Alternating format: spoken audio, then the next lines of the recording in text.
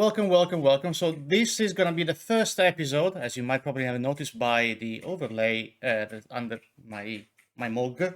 That is gonna be the first episode of Curse of Strahd Dungeons and Dragons campaign. That I am a very old school person, so I am using the actual books because What? because reasons, and I actually use real life dice because What? I like to cheat mostly.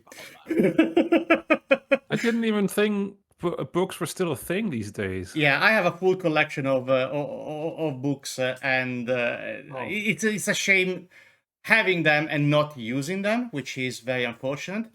I'm trying But to turn my camera a little bit so you can see. yes, mine are behind my gigantic chair. So, but I think I shared plenty of pictures in the past of my little bit of a perk as owner of a gaming shop because I have all the limited edition without moving a finger. But that's it has to have some perks suffering an entire week in the shop. But yes, so there's gonna be a couple of disclaimers. For this campaign, for this experiment on a Saturday. The first of all is, as you might have noticed, we have a command in the title of the chat, and I hope that mods can refresh it whenever is needed. And this is the command that says that basically all notifications like follow alert, raid alert, subscription or bits or donation, whatever, are not turned on for the simple reason that they can potentially distract from what is happening on the screen, but also because potentially all this session minus this introduction I'm doing right now is going to be cut to go on YouTube directly, and having notifications that go on the screen is not always the best experience for somebody that just want to watch it. The second thing is you might have known from a long time since you've been watching me that I am Italian. And but the reason why I say that is because sometimes, especially when I am narrating in Dungeons and Dragons, my brain has difficulties sometimes on swapping from the two language. So sometimes the words will not come immediately to me because they come first in Italian. I need to find the English way of saying it, or maybe there is a concept that is very clear in my head and it doesn't come out the way or with the words that I know that is needed that are needed for this exposition. So bear with me. It's always complicated to narrate in a language that is not yours, especially when you are doing dungeon mastering and directing the game. The third and last one, in terms of disclaimer, is yes, we are running a pre-made campaign, which is Curse of Strahd. It has a book that has basically all the tools for the Dungeon Master, but is not completely 100% sure that I will be following it to a T. Which means that if you know how the story goes, you might realize that I'm not maybe following entirely the way that the books tell me to narrate the story. So please, do not get upset if I'm not making them encounter NPC X or doing the fight Y, is because 90% of the times that I do Dungeons and Dragons, I am in improvised mode, which means that most of the times I make shit up. Just to be very, very direct and clear on things. So, because sometimes books don't create maybe interesting situation enough, so I just tend to spice up a little bit the situation. I forgot one last one. Since our team, for at least for this week, are actually watching the stream, please do not type in chat spoilers if you know the story, or don't tell them, oh, go in room such and such because I can see it on the map.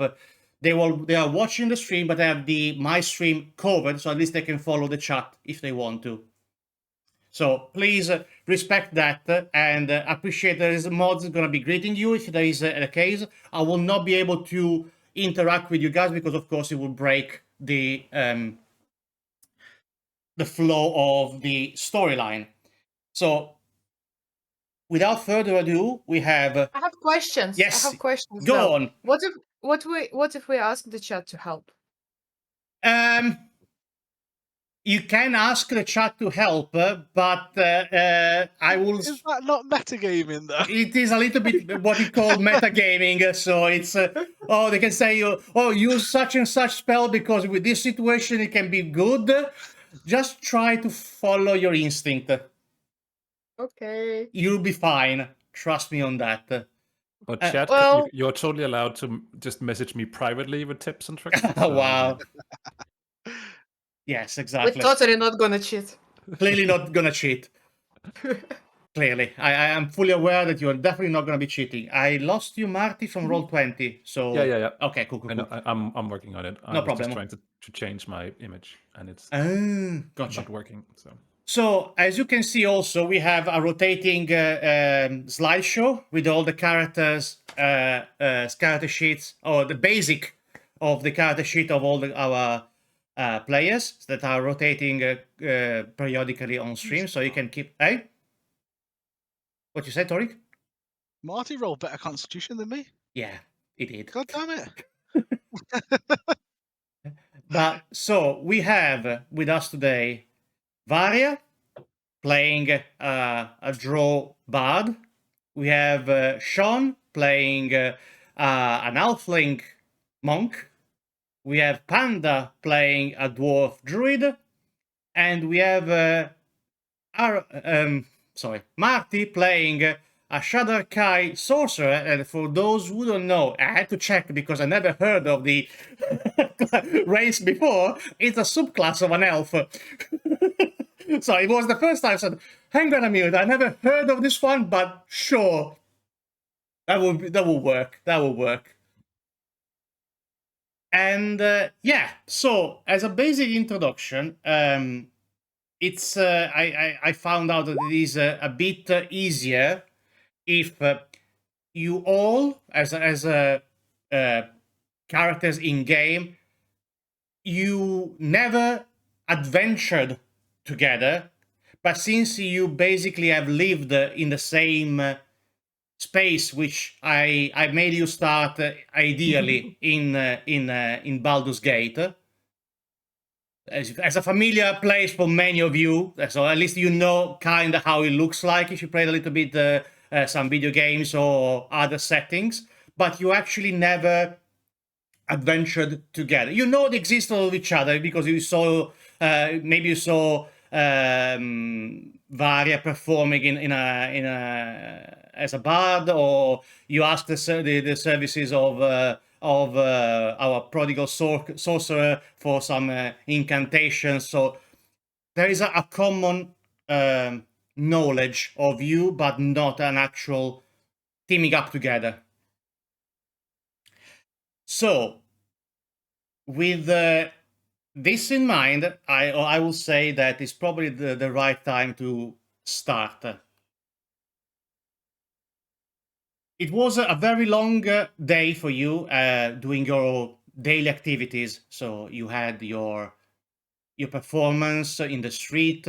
You had your activities in a major shop. You were doing druid stuff, and you were possibly training Druid stuff. druid stuff. It sounds like what a druid should be doing, and more likely our Corto here was probably training with one of those monk training dummies, trying to fine tune your fighting skills, just always to be ready for when it is the time to strike. And the day comes to an end, and you go to your resting places, which can be a room in one of the taverns, your special apartment in one of the mage tower, or whatever wherever you go usually to have a rest. If you even have your own house, if you are that wealthy. But yeah, you go to bed at night after prepping the things for the morning after. In the middle of the night, you wake up by something odd happening in your room. And you quickly realize that there is a dense fog coming through the gap under the door of your room. And the second thing that is very quickly realized is that you are what it feels like bound to your bed in a sort of sleep paralysis, if you can want to call it. You are fully awake, you are fully conscious, but you cannot move a muscle. You try to say a word, to scream, to ask for help, but nothing comes out of your mouth. There is nothing that allows you to move from this position. It's like there is a couple of tons of cover that bounds you to the bed. And the fog gets thicker and thicker and denser, and it starts to fill the entirety of the room. And after what looks like to be an eternity, everything goes foggy in front of your eyes. You don't see anymore your bed, your bedroom. You don't see anymore your own self. You just what it feels like is just like a pair of eyes looking into something that is a very misty scenery. After a few while, you start to feel chilly, and there is a sensation of chill, cold weather, like a big, like after when in winter there's a big rainfall. That's the type of sensation. There's a humidity. All of a sudden, you feel cold. And the fog, you start to see that it starts to dissipate in front of you. You see each other slowly appearing on this wet ground of what looks like to be a little path on at the edge of a wood. And all around you there are very, I would say, spooky trees, pine trees mostly. The road is full of pebbles, and you are just sat there, and conveniently, for some reason, your personal belongings are next to you. You are in the clothes that you were wearing when you went to bed. Hopefully, maybe not fully naked. Let's hope that at least. But I mean, everybody sleeps how they feel free. But all your belongings are conveniently placed next to you when you wake up. And you see each other in this early morning, cold, humid day in a place that you don't recognize. So you can look around if you want. You can tell me what you are doing. If you are trying to, patch yourself up and put something up together, you just tell me what to do. But let's start with Marty on this right hand. What is your first thing that you do? I'm looking around on these strangers that all of a sudden is standing in front of me and is like probably confused about why I am here. And you're looking at like a fairly dark-skinned elf with long white hair. And if I've been sleeping, and this is like my sleeping outfit, I probably don't have too much on right now, but I don't seem that I'm too phased about this. I don't really care that I'm almost naked, but I'm looking at everyone and being like, who are you doing this? What's going on? And I'm asking out loud. Panda, let's go from right to left. So, Vari, you have time to have a think. Since this is your first adventure here, so you have a think on how to interact. This is a sort of test trial for you. Yeah, so I better shut up and think. Okay. No, I'm not saying that. So I mean, obviously, first of all, I'm going to notice that there's a damned elf.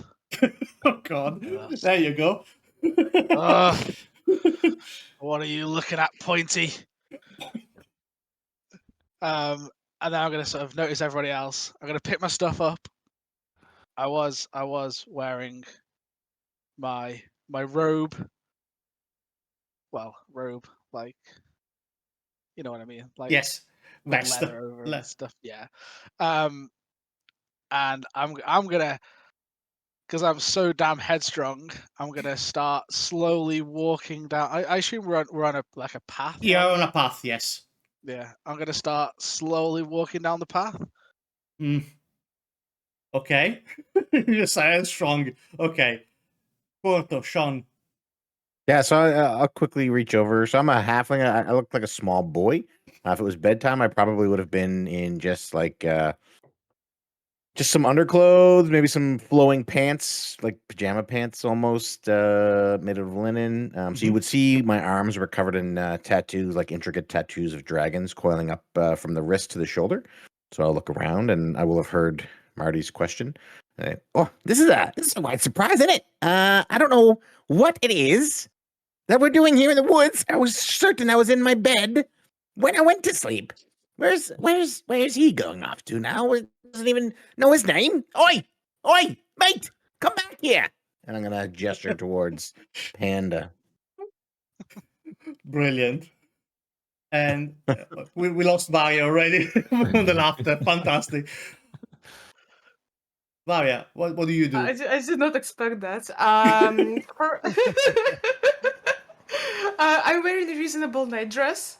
Looking around thinking that, oh well, I hoped for something better, but there are like two small men and an elf that looks interesting. And one is apparently walking away. So yeah, I'll just say, hi guys, what you doing?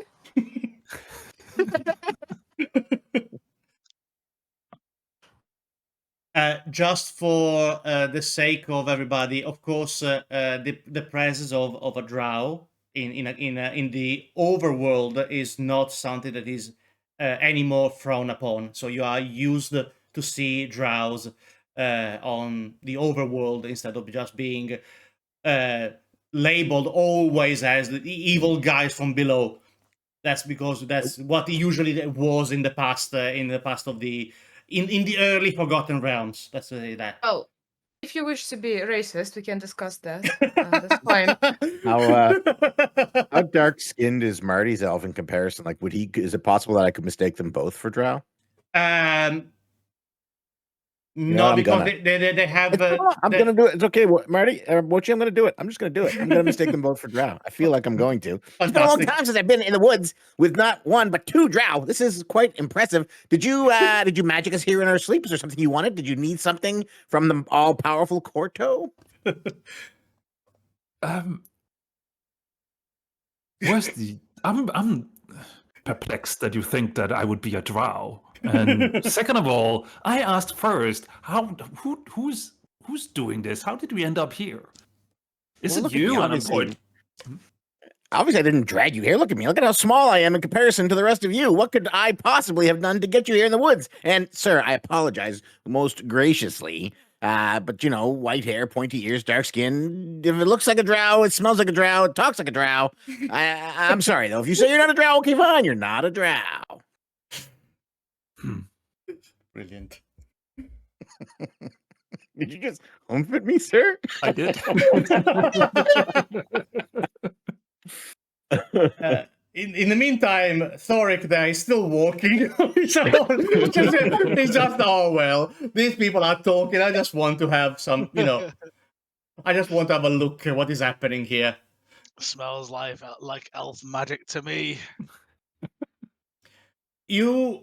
In the meantime, while everybody's talking, Thoric, you see in the fog that before at the beginning was very still kind of all around you. Bear in mind, I would be able to see further than the rest. Yes, I've got dark vision. Yes, it is daytime anyway, so it is very early morning. Because it felt like you went to sleep and you woke up here. You feel that you have done a full rest, but for you the time was just a space of 10 minutes. That is when you went to bed, and then when that happened in your bed, and you ended up here. It feels like you had a full rest, but it's only like 10 minutes has passed of actual real time from the last time. And the fog that at the very beginning was surrounding you, now it feels like there is this fog is defining the path on your left and on your right, allowing you to see a little bit on each side of the road. You can kind of see the outlines of the trees, but it feels like there is I would say, a very non-fantasy. It's like a force field of fog all around this path. And in the distance, you kind of see the outlines of what looks like to be a town. You still keep walking then, or you investigate more? Part of me wants to see what's off the path, but at the same time, it's probably not a good idea. Are there any other is there like a sign anywhere that I can see, or like outside of town there's like a sign or something? It feels no in the distance where the town outlines looks like there is. You kind of see there might be a sign, but besides that, you can't really distinguish at the moment what is written on. Oh. I'm gonna walk towards the sign then. Okay. I'm gonna keep walking towards it. Okie dokie. So, what about you other three? You pack up your stuff and start to follow the headstrong dwarf?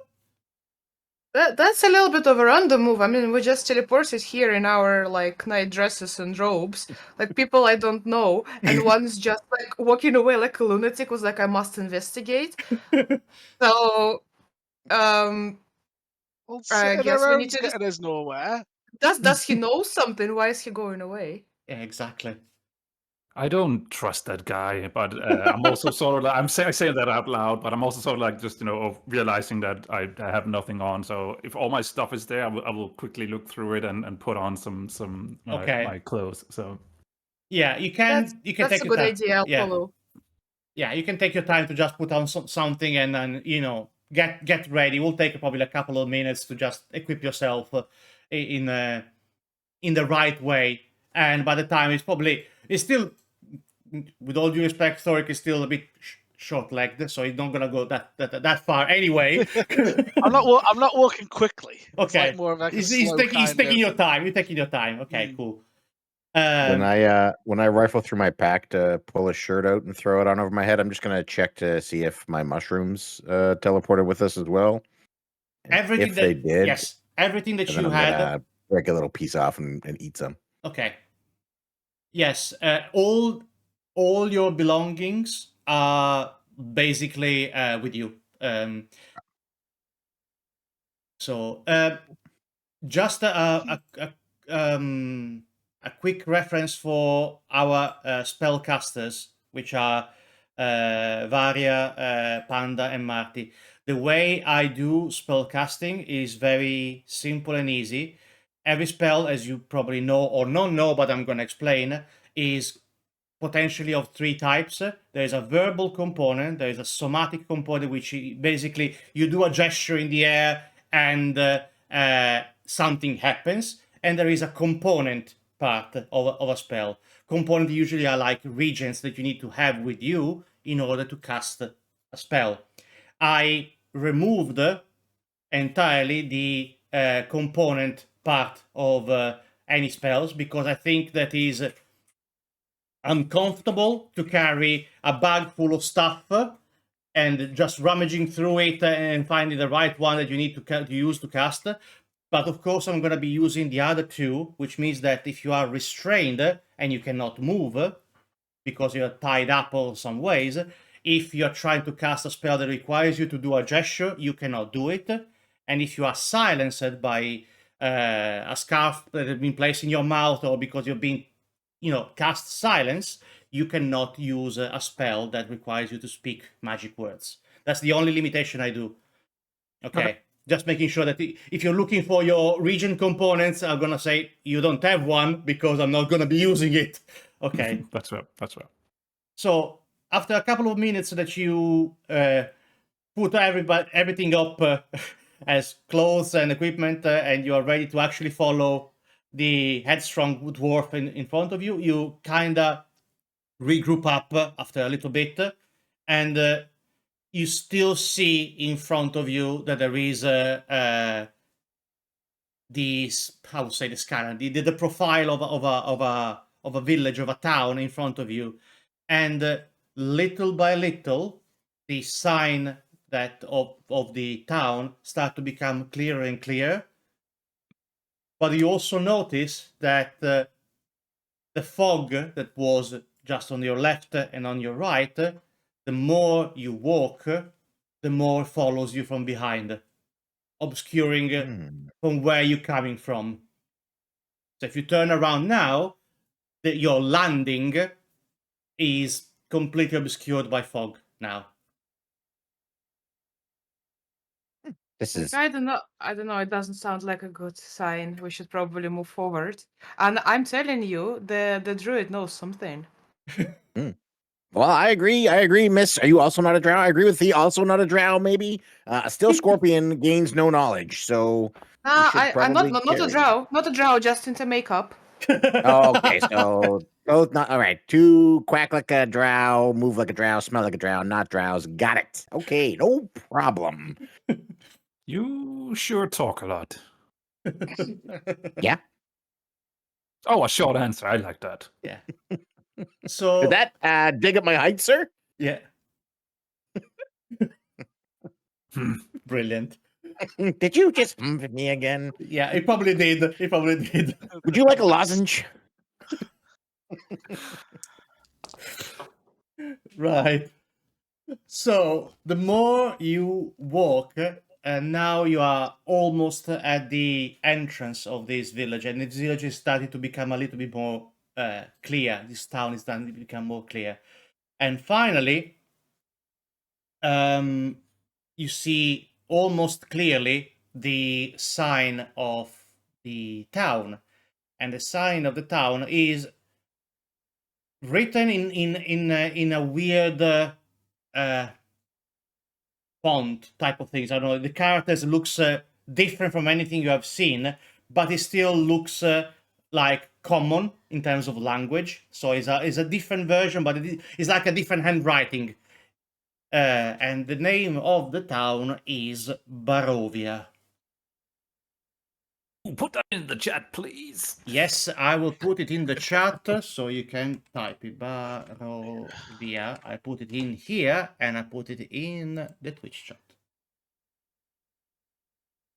I am still like Barovia is good. I've seen cities and towns and villages, but like, what's up with the dwarf? Like, is he gonna? Hey, dwarf, you gonna say hello?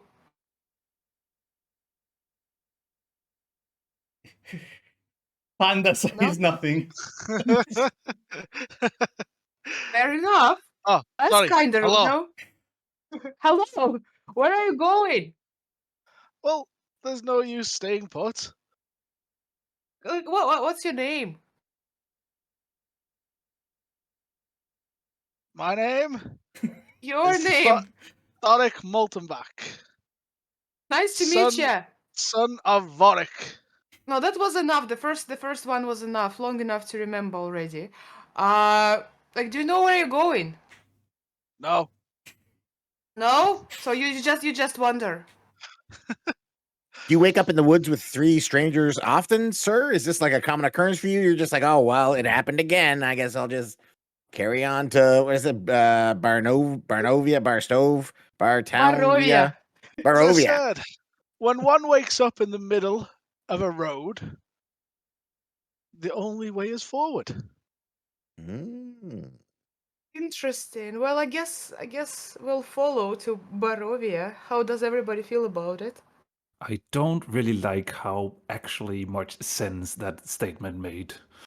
He's Well, something I again. don't like you, elf. Antagonism from the day one, from minute number one. Fantastic. It's gonna be a long run. I'll nudge Thorg. Like I think he has something wrong with his throat. He makes that sound a lot. that happens a lot. So just don't worry about that.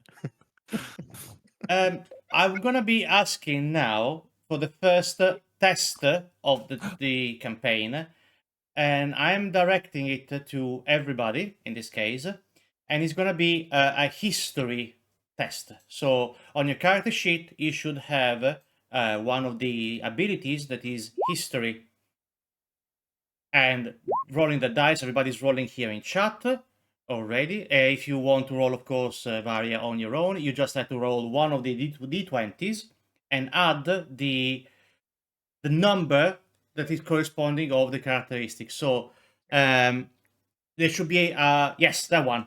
Brilliant. So in between brackets next to history, there should be the stats that is related to the history. Nine.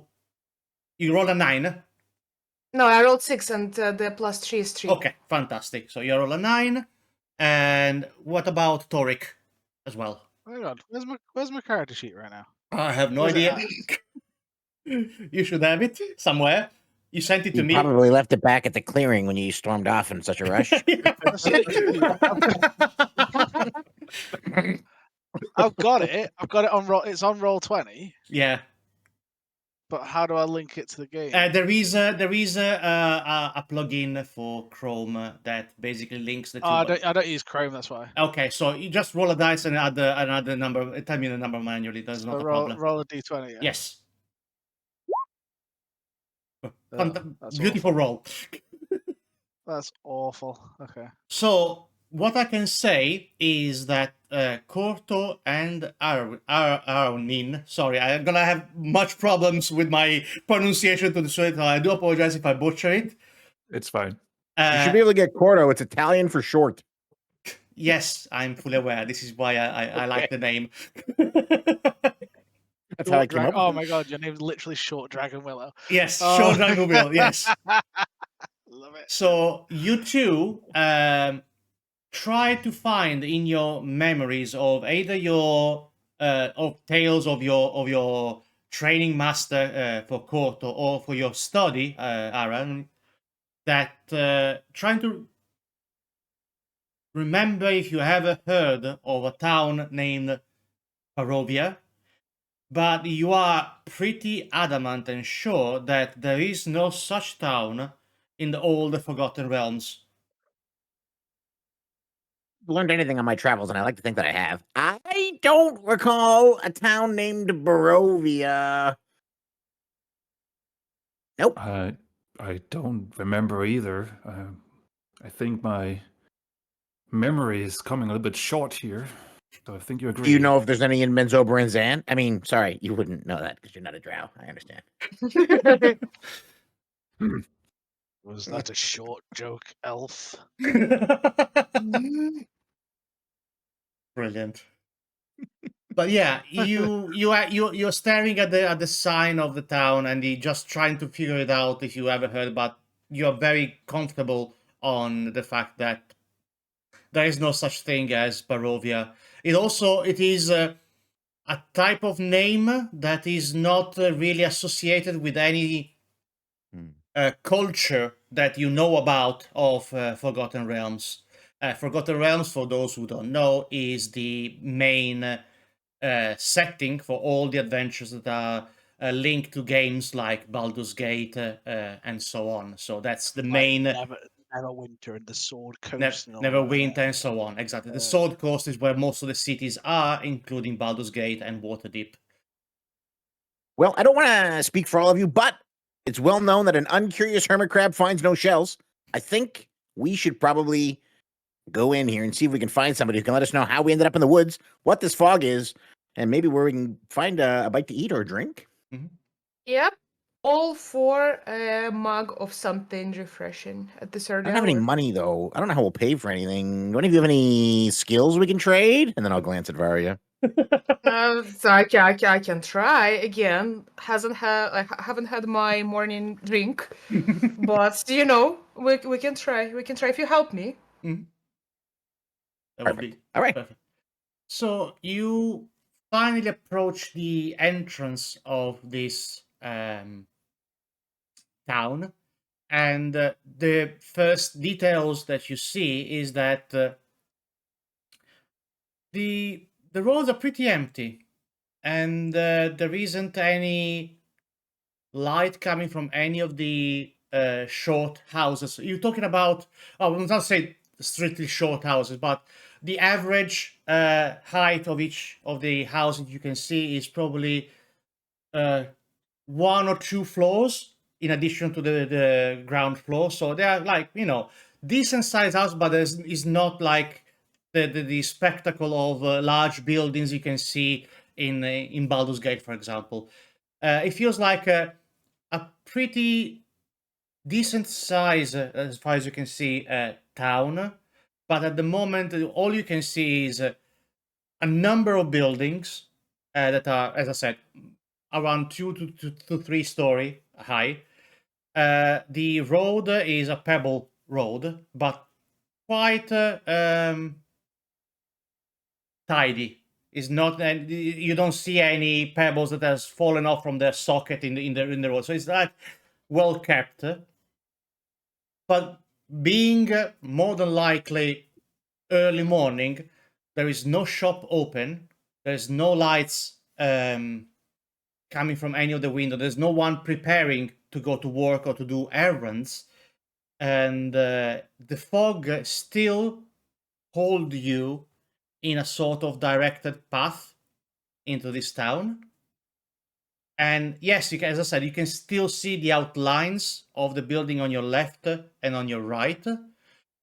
But besides that, there is no much more depth that you can see through. This fog's leading us somewhere. Mm-mm. Is there any pebbles on the ground that would be roughly the size of a chickpea that I can see that I could pick up?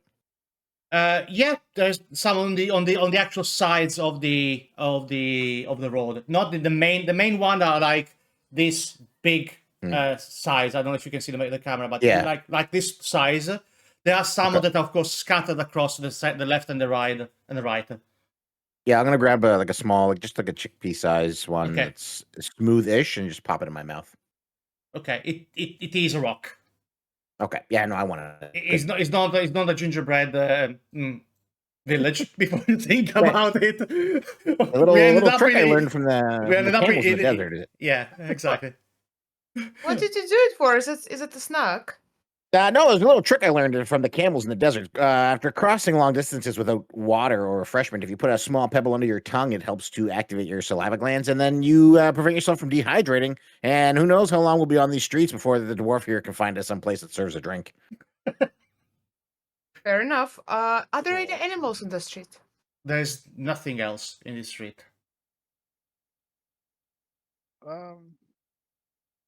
Is Do there any of an the inn? buildings have their... Go ahead. So yes, Doric? Is there an inn?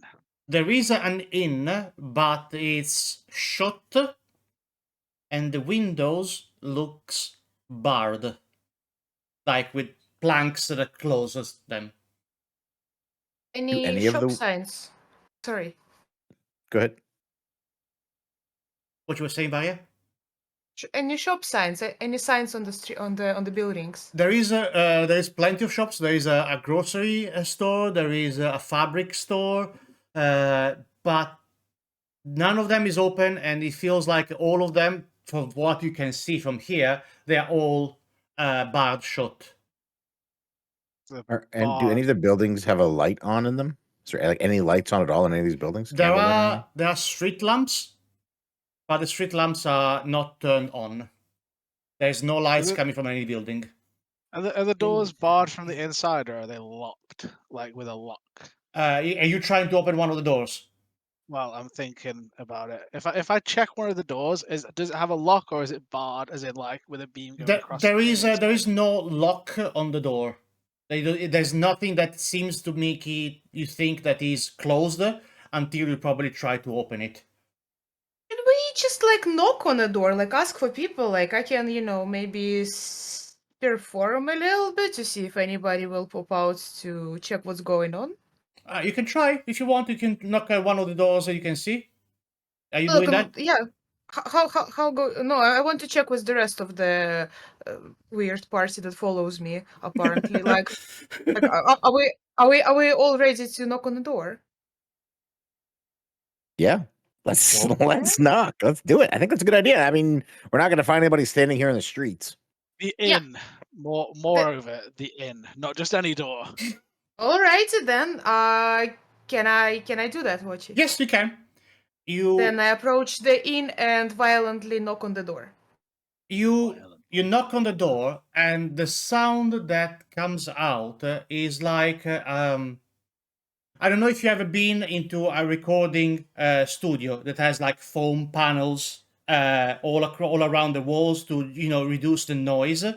It feels like when you are knocking on the door, the sound doesn't propagate inside the room. It's like it's like that doesn't do any echo. It's like you feel like you are in a bubble. You're like in a sort of a sound absorbing bubble, and you knock, and it's just the sound of your hand on the door that is, but not anything that is like behind it. I kind of want to test something, but Mhm. it means separating myself from the rest of them. Mm. It feels like He's walking away again. No, I could probably shapeshift into something that'd get through the crack under the door, right? Yeah, Magic? probably yes. Yes, you can if you want to try. And You're just going to shapeshift right here in front of us? That's not what I expected in the morning. Yeah, exactly. I mean, is it an etiquette thing? Do No, people Well, we can- tend to You gonna shapeshift? let me? You gonna do it first? Do it and find out. Like, we can Uh, just like look away, count to 3, and we just like, nope, not seeing this. exactly. Because I could. What's gonna fit under a door? Probably A rat? Probably a rat. Yes. Yeah. All right. Okay. Does any of this feel like magical to me, or can I sense something?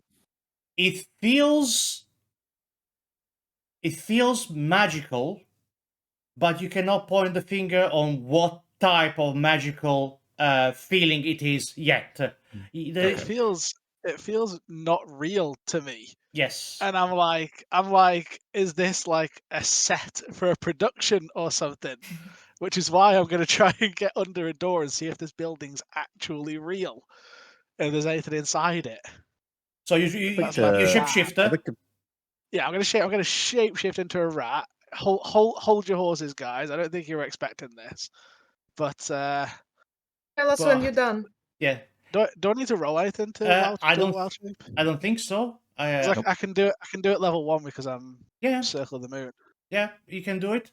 And Okay, cool. with a bump like Nightcrawler in the X-Men, you just from your short size you become even shorter. It's like my clothes fall to the ground your and like clothes this fall rat to the ground, and just wiggles out. yes, and the rat comes out. The dwarf disappeared. Oh my god! You dart towards the to lower. I knew he was a rat. when he turns into a rat, I'd like to pinch Varya. Yeah, it's all Ow! real. What is that for? Well, this reminds me of a dream I had once. So I know if you're in a dream, if you pinch somebody else, you wake up. But I didn't wake up, so that didn't work. That's not how. That's incredibly wrong. Oh my Are you god! sure? I'm certain I read yes, that somewhere. I'm pinching him back just in case. I am sleeping. The thing that you notice while you pinch him back, though, is that it feels like that although his look feels like the ones that he described himself like the ones of a boy, and like a very I will say again, words are escaping me. It's like a thin physique, but the moment you go and pinch his arm, you feel that there's like some very big hidden strength in his arm. Like immediately his bicep contracts, and you can tell that this person is very well trained in the art of fighting. Okay, so I just felt a contraction of a very small biceps. Yes, exactly. It's size Small is doesn't matter. We all relative. know that. Exactly. So, Thorik, you as a rat dart towards the lower part of the door, and you go in, and you see nothing. There is blackness in front of you. There isn't Well, an hang inn. on. There isn't, How dark was it?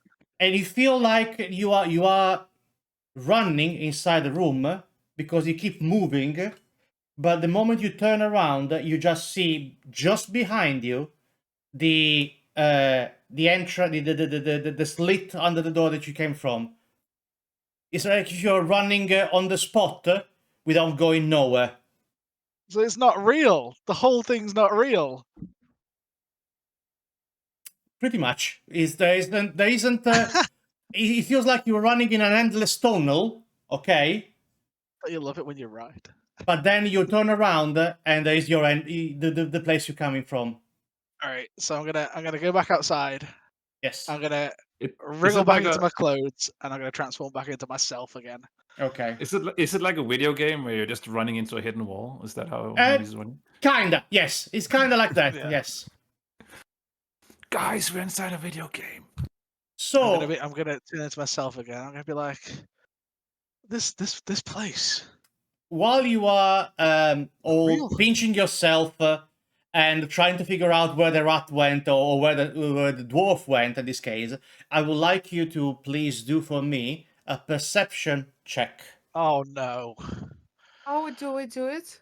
You roll a d20 and you add perception, the bonus of perception that you have on your character sheet, to the total.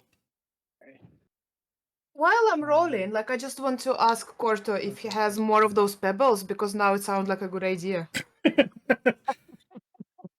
I can probably find you one. I'm gonna go and like look for a pebble. Yeah, you that can find a matches pebble. Thank you. I bring it. I blow it off so it's like clean, and then I'll rub it on my shirt.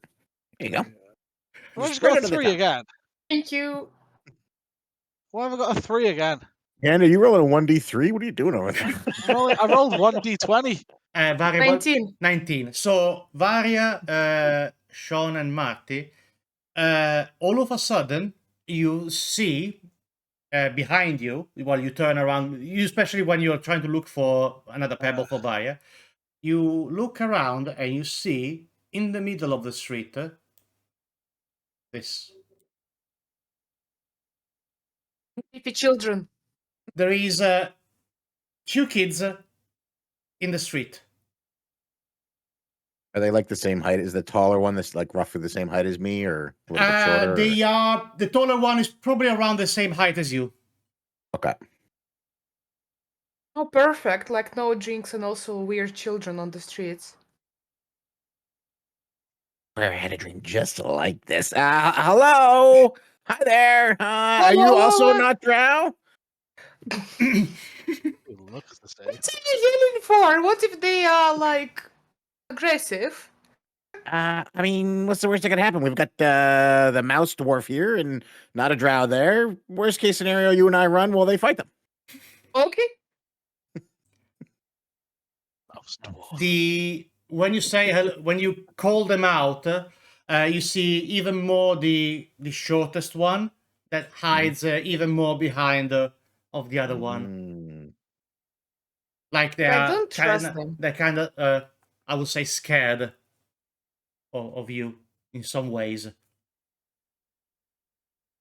I'm gonna look at Marty and say, Who's maybe Marty? you can. Sorry, I'm gonna look at Arwen and say, can you talk to them? I'm not very, what's the word? Friendly, warm, inviting. You look fatherly. Maybe you could do something. Yeah, I'm not good with children either. Like, you are the tallest, so go ahead, please. All right, I step forward and I'm like, "You there? Who are you?" That's not friendly. Just saying. Yeah, I look at Barry and I was like, we were very wrong. And you see that from behind the tallest of the two, the little boy just peek out with his head and says, "There is a monster in our house." And then he points his finger to this. Oh, that's how it starts, isn't it? Like, oh my god, it's way too early. Well, it's a very Barovian house. That's the point to a house basically that is on. So they are facing you, and on their left, on your right, basically there's this house. What kind of I monster? It's a monster. I don't know what monster is, but my mom and dad keep it in the basement. My I parents used to keep my Uncle Jerry. He was a bit of a monster too. oh. I turn to children and I tell them, thank you so much for this valuable information, kids. Then I turn back to the party and I'm like, if there is a monsters, obviously we shouldn't be going there. Like it's a fair warning. Let's go the other way. Sounds like a you problem. Exactly. While I'm not normally one to put myself in danger or my very good friends, I do wonder if this fog will let us not go there. I mean, we just watched Mouse Dwarf here run into that building and come out and seemingly see nothing. Let's try something, and I'm going to take off at a sprint in the opposite direction of their house. So you sprint past the kids, and you see that there is the line of the fog kind of comes towards you a little bit. But you also, I should point out that the moment that the little kid pointed out to his house, the fog kind of opened it up and revealed the house. just the house. Okay. I want to run into the fog. No. All right. I'll hear Lavender yell, and I'll stop just at the edge of the fog, and I'll look over my shoulder. Are you sure? About almost nothing. Okay. So you try to run inside the fog, and by the description of what Thoric was saying earlier, it feels like you're having the same type of experience. You try to run through, and it feels like you are making some miles in your run. But the reality is, the moment you turn around, while enveloped by this fog, you just see the edge of the path that you just left. Okay. All right. Realizing that I'm not going to be able to go You're out through this running in fog, I'm going water. to turn around and say, I've considered it, and we should help these children. Well, the children mentioned parents. Parents mean they have probably a functioning household with potentially like food and drinks. And maybe they know something, and I still don't like the monster part though. Not keen on monsters myself. I'm going to walk back. So the kids are between me and the group. Mm-hmm. I'm going to walk back past the kids. Can I pinch the tall one? Yes, you can. Do I wake up? What is with you and pinching? So you If try you to pinch somebody in your dream, you So- wake up. you try to pinch the tall kid. Like friendly pinch. I'm not like aggressively pinching. Not like a death pinch. You're gonna lose your arm, lad. Make a wisdom saving throw, please. Oh, no. Wisdom, just straight wisdom saving throw? Wisdom saving throw, yes, please. Oh, Oh it's dear. not a good. Maybe it's not a good idea to pinch this kid. You go and pinch his arm. Your Mhm. fingers feel instantly cold, like freezing cold, and you notice with a bit of a shock that your fingers pinch thin air. Hmm. That's creepy. Do we? All right. I'm guessing we I'll see pull my this- hand back. I will keep that disturbing information to myself, and I will walk back to the group. Was it a Did you dream just- then? Did you just pinch that kid? Yeah, I didn't wake up yet, so maybe we. Yeah, I'm not sure. Anyway, yes, let's help them. Yep. I wouldn't. And then I'm gonna whisper to Varya or to Lavender as I walk past. Don't count too much on these parents being of help. Alrighty. Well, I guess we have to rely on small pebbles for now. Small pebbles and nice dwarves. We should be fine. The other things also you noticed, Corto, is that they didn't bat an eye by the fact you were pinching the kid. Not the first time they've been pinched by a halfling having a dream. Thoric, you were saying I really- anything earlier? Oh, he's gone. When? When we were talking about this, because we were talking about the kids and so on. Oh no, I'm just sitting here wondering why we should help some children that have appeared from nowhere. I don't like children. I don't like know children I don't know either. these children.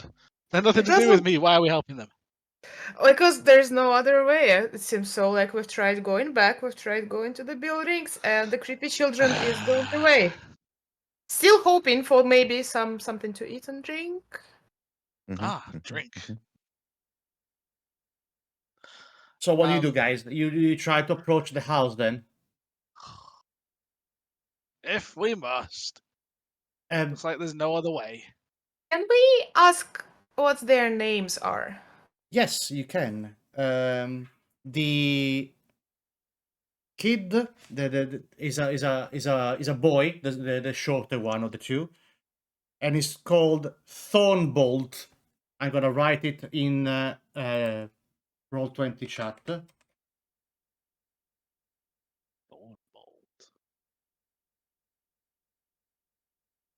And the taller one, it's his sister called Rosa Walda.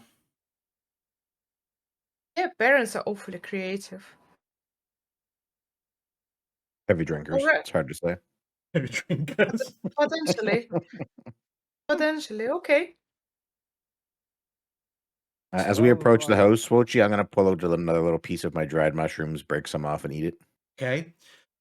While you approach the house, you also hear the kid saying, "Oh, and also make sure that our little brother is safe. He's sleeping on the 3rd floor." Like What are this. you? Monster in the basement, brother on the 3rd floor. This is What? great. Can we ask the children where are the parents? We don't know. We don't know where the parents are. What was the last time you've seen them? A long time ago. I don't know How exactly. long? I lost the count of days. How far can you count? Can you count to 5? It feels that she's confused and not able to give a precise answer to this question.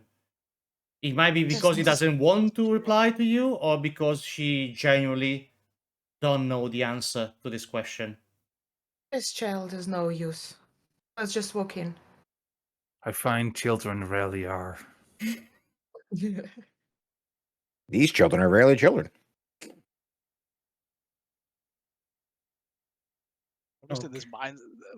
Thoric's in this mindset now after going into the inn and just like not finding anything, literally anything. That none of this is real. This is all fake.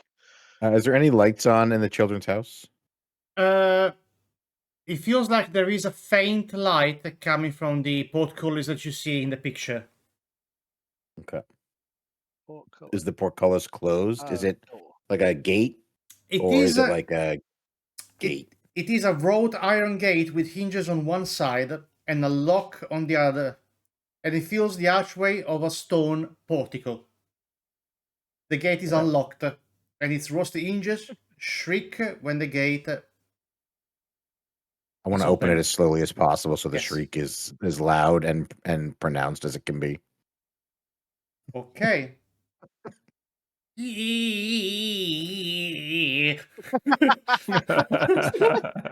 you for that. That's it. Thank you. I can't do voices, but probably some of the sounds is probably gonna be.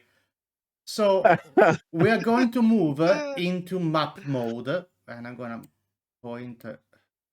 Do I open the gate again? And I'm gonna be revealing to you this that you should be able to see now from top-down view. Oh, see shit. Hang on. In Roll20, you should be able to Oh, see. hello. Yeah, I see it now. It's over there. Hang Hang on. There are oil lamps that are hangs from the portico ceiling by chains, flanking a set of oaken doors that opens inwards. Hanging on the south wall of the foyer, there is a shield emblazoned with a coat of arms. Is a stylized golden windmill on a red field.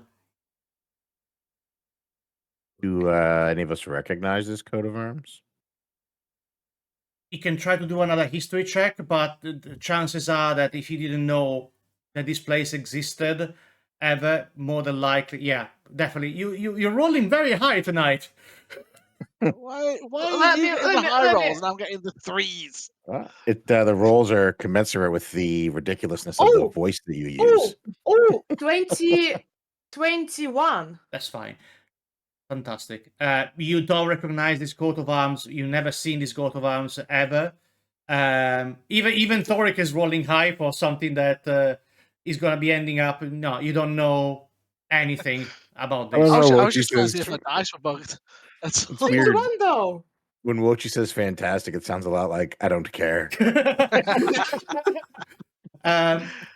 These insignia is also flanked by framed portraits of stony-faced aristocrats. Mm. Do the portraits look like they share a resemblance with the faces of the totally real children that we saw out in the courtyard? There might be some resemblance in terms of like a long dynasty of grandparents, grandparents. So there's some potential, some familiar traits, but you're trying to compare probably 2, 3, or 4 generation to the current one. So it's kind of you can see it, but if there is any more, it's kind of lost in it. There is a double door in front of you. I don't really care about all this art, I say, and then I just walk up and knock on the door. Okay. I pinch him as he walks by me. Actually, I should have probably unveiled this, which is better. You can see here on the right walls, that's the shield insignia, and those 4 little rectangles on the right wall are the portraits. I don't know if you can see for that. So there's another door in front of you. Yes. Can I like I go through the door and I touch all the portraits and all the like armor, whatever is there, just to see if it feels weird, if it does something. Okay. You touch. Just like Yeah. a little bit. You touch one of the portraits, and from a distance, it seems like a normal painting, like painted recently. Okay, so you know it has been done, I don't know, in the last 20, 30 years in terms of age from a distance. The moment you touch it, you see that your fingers actually create some cracks in the paint, like it was not going to turn into dust, but it feels like at touch it becomes much older than it actually looks. Then I yell, guys, come here and watch this, and I start rubbing that painting aggressively with my full palms. Okay, so you see that the bottom part of the painting of one of them kinda get, I would not say smeared, but it feels like when you have a water infiltration and there's plasterboard and it started to like flake out, this type of thing. So the paint starts to flake and it just reveals the canvas behind, and the paint itself feels like it is aging the more you touch it. Interesting. Don't touch me. If you I'm not in wish. any rush to get that old. How are you doing that? I Touch don't him. know. I point at I'm Marty. not sure it's me who. You try it. You try the painting. I nervously reach towards a painting and pretend to touch it, but keep my hand just far enough off that I'm not. Okay. There are multiple paintings, right? Yeah, there are 4 I'll do paintings. the one Okay. beside. I'll, Yeah. I'll I'm like, also walk up and touch one. I'll actually touch one of them. Okay, so you pretend to touch. I pretend to touch. Arwin touches it and it does kind of the same effect. It starts to like cracks and start to flake out. We are trying to fight a stereotype here. Like it's not a drow thing. Yeah, no, definitely not a drow thing. I 100% agree. This is not a drow thing. I would prefer me you and don't Corto touch are me just either, standing there sir. like, what the hell are they doing to these Yeah. paintings? Yeah. They're ruining Yeah, I look the at art. Thoric and I'm like, whatever you do, don't let the not drows rub you later. I walk over to Corto and touches him. Nothing I happens pinch to him when he gets Koto. close. I Nothing pinch him when he happens. gets close enough. You Do I wake don't. up? Koto doesn't flake out. Koto doesn't flake out. He's already flaking out on the mushrooms. Yeah, What are we talking exactly. about? Okay. I mean, this place is creepy. Children were creepy and confused. Like Mm-hmm. the only building that apparently exists in this city is this one, and I don't like it. Can we maybe like get another red action like under the door and see what's up? So you try to open the door that is in this room, the other door. No, I'm not trying to open it. I'm trying Okay. to convince the druid to go and check. well, I'm not that convinced. is to, it like, not? just... Is it not more acceptable to knock on a door instead of just like for me to just go in? One thing I would like to do though Yes. is I would like, or I think I'm gonna wild shape into a mastiff Okay. and see what I can smell under the door and what I can hear in the house. Because I'm Okay. going to be able to hear stuff from like well far away, aren't I? Yeah. So this is considering we're in somebody's house. I feel like, I mean, I had no problem with the inn Yeah. Okay. because it's not somebody's house. Do you know what I mean? It's privacy. This one is about privacy. But we're actually in somebody's house, and I don't feel like ratting it up would be a good idea. Okay. What? Like, I just need to stop for a second. What are these double standards? So, like, walking away from the party in complete silence, then just turning into a red in front of us, like a naked red, like we know you were naked, coming back, and like, and now suddenly you are polite. Polite is respecting the sanctity of somebody's household. This is Almost like kinda... he's grown up. You guys didn't rub him, did you? This is like a very dwarfish thing, I think. I feel like if these people didn't want us in here, they should have locked the door. But fine, let's be polite. And I walk up and I knock on the door. Okay, you knock, and you While turn he's into a knocking, mastiff. You turn into a mastiff. I'm in mastiff, and I'm having a good sniff under the door. So What you can I smell? you smell old. You smell like what we say in England. You smell an old granny's house. yeah. Okay. Yeah. So it is an old smell of like carpet that has been there for ages, wallpaper that has been there for ages, furniture that probably is covered in dust. So that type of old smell. And What can I hear? musty, yes, thank you. And Arwin, you knock at the door and you feel this time that there is some echo on the other side of the door. So there is probably a larger room on the other side of these doors. Okay, well, can I hear anything? Because I'm gonna be able to hear like whatever's going on in the house, pretty much. You With hear, Corto ears. besides the creaking of some floorboards, because it's like assessment of everything that is nailed together. It does some assessment all the time. All the houses always have this type of sounds, but besides what you expect from a house like this, there is no other sounds.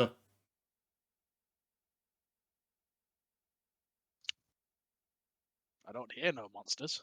Mm-hmm. I don't smell no monsters. I pet- pat the mastiff on the head, and I'm like, "Is it all Oh, right to that's what I enter?" was going to say. Sorry, what, Raya? That's what I was going to say. I was getting ready to call him a good boy. Fantastic.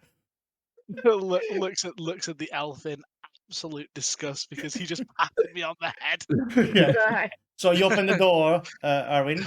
I opened the door. Okay. The room that opens in front of you looks like this. Just give me a second.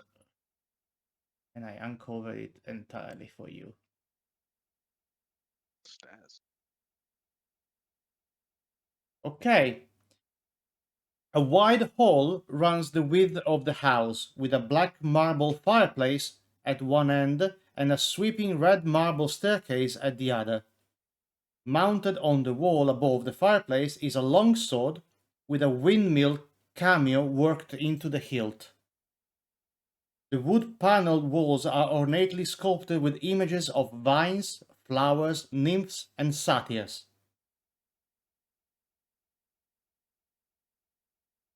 Can I do like a history or something check to see if I recognize this ornaments or like if there is any motif going on, any story? Yes, you can do that. You can roll the dice. For history. What am I doing? History is perfect. 20. Yes. 20. They look like these panels with the satyrs and everything. They look like generic scenes of fairy tales or stories, like folk stories. You probably have in your own culture a version of these stories, and they are depicted here probably in the local way. So you can recognize some themes going on, but this particular version is like the Snow White story. It comes a little bit different according to who's saying it and so on, because they have maybe a different interpretation of things. So it's something familiar, but also not really there. Can Okay. I tell how long it has been since there's been a fire in the fireplace? The fireplace is clean inside. There is no signs of recent coals being used or wood being used. There is no traces of coal dust or even burn marks on the side that you expect, from a fire inside a stone to be happening. Varia, can I ask you to do a perception check? You need to tell me how. Roll a d20 and add your perception bonus. 20. Okay. While you're still examining the panel, the wood panel with all the stories, you start to see something a little bit disturbing. Within the elaborate wooden sculpture, you also see sea serpents and skulls appearing in between the intricate decoration. So if you see a normal scene, maybe there is something a little bit hidden. There is a skull, and it doesn't really fit into the scene, but it feels like there is like some sort of hidden details, like one of those paintings that hide something else. And there's these sea serpents that don't really match anything, but it feels like when you're looking at a different angle, then you see a form of a different scene appearing. It's like looking at the same pictures at two different angles and seeing different things. Okay, I think that this is a little bit creepy, and it feels more and more cursed, and I don't know what I'm even doing here. So I take a few steps back. Something's creepy. I take a few steps back to ensure that I stand behind the rest of the group. Mm-hmm. Also, as a detail, you can see in this room there are a total of an additional 5 doors. 2 in front of us, 2 in this little segment out of the main hall, and 1 just next where you are. In addition to the, of course, the staircase that you see. The doors are the ones, of course, with the white rectangle inside the wall. Okay. Yes. Is the fireplace big enough for me to stand in? Yes. I'm It's gonna a stand in quite. it. And... It is quite large, and you can actually feel the draft. So it's not clogged. So there is some form of draft going. You can feel the air flows. You can actually see above you. Sorry, the grate that usually is inside the fireplaces, and it's quite clean.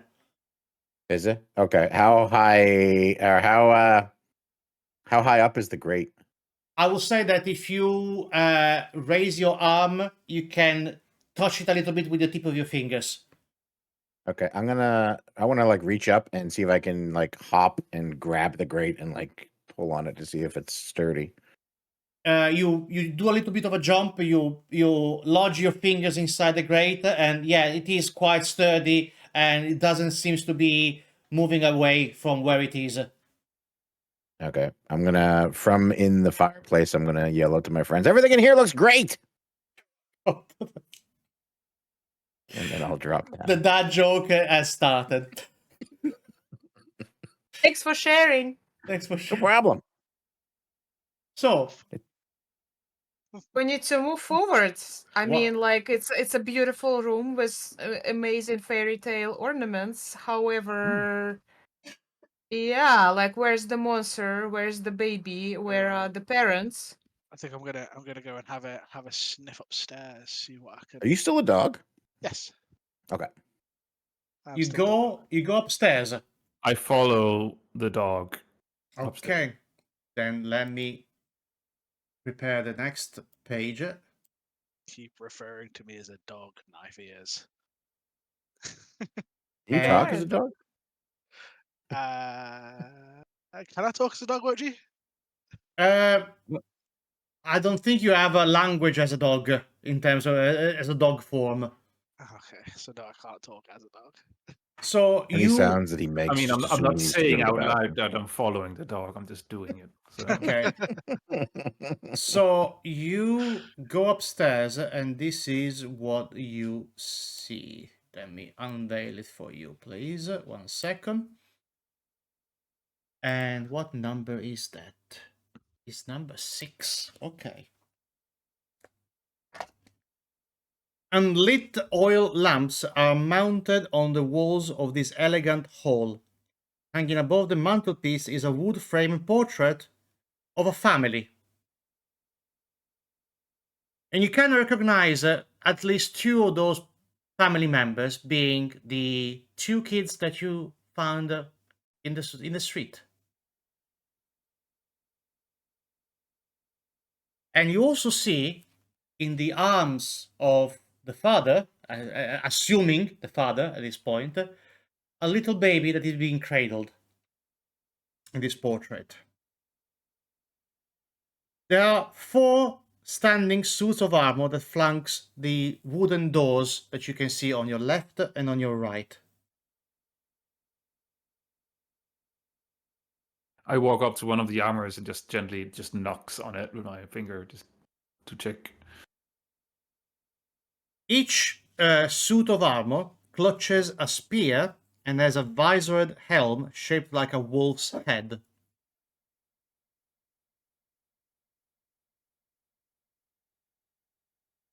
The doors are carved with dancing youths on the same style of the panels that you inspected, that Lavender inspected earlier. The marble staircase that you come from also goes 1 more floor up. This is what you see. So this is second floor.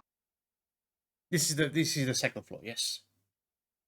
Oh, might as well go up another floor then, because the kid told us that the his brother. I can't tell. I can't tell Arrowin this, so I'm just gonna kind of You can gruff. woof. I can gruff at him, Okay. and then No, we're start gonna need you tro- to. We're start gonna need you to trotting make towards the sound. stairs. I don't Damn it. understand. What are you trying to say? Oh, We're gonna Arr. need you to bark. We're gonna need you to bark. It's not a proper bark. I'm not barking inside the house. All right, sorry. I'm just gonna go, "Ruff," and yeah, So- that sound. Yeah, my dog did it perfectly for Thanks, you. Paul. Thank you. That was, Amazing. some people have a soundboard. I actually We don't- have the perfect I don't soundboard. need no soundboard. There I you have go. your doggo. Fantastic. funny. That's wonderful. So I'm gonna start kind of like Okay. slowly wandering towards the stairs and then Okay. kind of sit down. I'm at the walking base of the over stairs. to this. There's a hole in the middle there, right? Downstairs of the chair of the I think stairs. that's Yeah, just it's a like yes, it is like the whole shaft. I don't know how you call it. Is the where Whole the shaft. Yep. yes. So you Um, go I'm up walking again. up. No, Okay. no. Just before we do that, I'm walking over to that hole and just not yelling, but just saying down. I think we are going to investigate further up. If you guys want to join, if not, we'll do it by our own. Okay. So what you, Lavender, and Corto do? You want to stay on the base floor, or you want to follow them up? It's okay if you want to split. Splitting the party is one of the first rules of Dungeons and Dragons. They always end up very well. Yeah, I- so flipped it. Before I decide anything, can I just walk towards the fireplace and grab that sword? Yes, you can. Just just in case. Like it's not like I don't have enough on me already. Going like walking around with the fucking loot. But yeah, I'm grabbing the sword and then I'm looking at Corto and I'm like, should we follow them?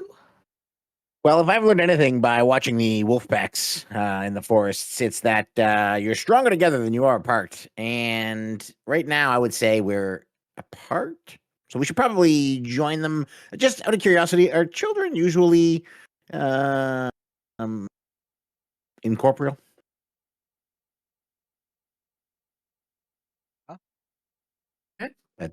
Like when you touch children, are you able to normally put your hand through them?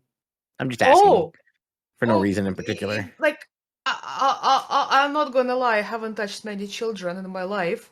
Actually, actively trying to avoid this, but I would assume that they should be pretty solid to the touch. Okay, yeah. So I mean, I'm not sure. I'm sure it's nothing. But when I went to pinch the kid in the street, I didn't actually feel they weren't there. So anyway, it's probably nothing. Let's go to the third floor. Are you sure? What? What's the worst that can Okay. happen? I mean, we're already in here. I mean, if they have a baby, we haven't seen the baby. If those two kids were like, not really real or not there, what the baby could be. Yeah, the baby could be real. That could be a totally real baby. I mean, everything is possible at this stage. Let's go. Okay. That's right. All right. I'll So- follow Okay, I'll go, Lavender up the stairs. No, Oh. you go ahead. You go ahead. Gentlemen All right, I'll go first. first. Gentlemen first. Thank you. Okay. And Varia, you can write down on your character sheet if you want, or somewhere in your notebook, you now have that sword with you. It feels like just Have this. a nicely decorated long sword. Yeah, that's a beautiful notepad. When we get to the second floor, hmm I would like to go and look to see if that fireplace has a grate as well. Yes, so you all reach the second floor. This is the scene, of course. You see the four armors. Sorry. Yes, there is another. There is the grate is where a little bit further inside the fireplace connecting with the chimney on the bottom. chimney? Okay. Yes, and you see another grate above, probably Above it. for Okay. the third of these fireplaces. Okay. All Um, right, I will turn back around. These fireplaces, they really are great. Exactly. I Varia, so desperately want to climb a chimney. since you already inspected the panels on the floor below, the moment you arrive to this floor and you see the decorated door, your eye is kinda already expecting something different from these type of panels, and the reality of that is that you don't actually see youth that are dancing like Arwen and Thoric saw when they came in. You actually see that the youths are fighting off swarms of bats. Wait, is she seeing this stuff because she's Drow? Is that why she's seeing this stuff? No, because Perception check. perception check, purely perception check. She did a yeah. perception check below, and she succeeded on that, and so she started to see something hidden inside the sculpting, and now since her eyes are trained to see weird stuff, I see. she So caught it immediately without doing a check. So they are fighting off bats. Do I know if the rest of the group can see it? Probably not, unless you tell them, you point them out to them. Okay. I do nothing about this information. Mhm. Like, I don't know if you can see it or not. I keep it to myself. It's a Mhm. obviously a cursed building, and I don't like it. Okay. You also, of course, on mounted on top of the fireplace, the painting of the family, which is the two kids you met in the street, and you see the father cradling one of a smaller child, a baby in this case. Oh, how old does the painting look? The painting looks fairly old. Older than the ones in the entryway? Probably the same age. Pre or post lavender rub? Yep, that's what I'm that's what I'm thinking. Like, we should maybe rub it a little bit more. Yeah, I'm gonna. Yeah, you rub it. It didn't work for me, but you should rub that. Yep. I'm reaching above the fireplace and start rubbing the painting aggressively again. It kind of starts to flake in the same way. Good. I focus on the faces of the family with my rubbing. Does it change anything, or is it just flaking as normal? Just flaking as the previous one, yes. I'm trying to remove the painting from the wall. You can remove the painting. It comes off the hook, and you have it in your hand now. It's quite a large one, so it's probably it's not completed the length of the chimney of the fireplace, but kind of a little bit shorter than that, but still quite tall and imposing. So with your strength, you can lodge it out, and you just balance it on your hand and just make it slide down. And when it is down, it is from the floor to the top of the mantelpiece in terms of height.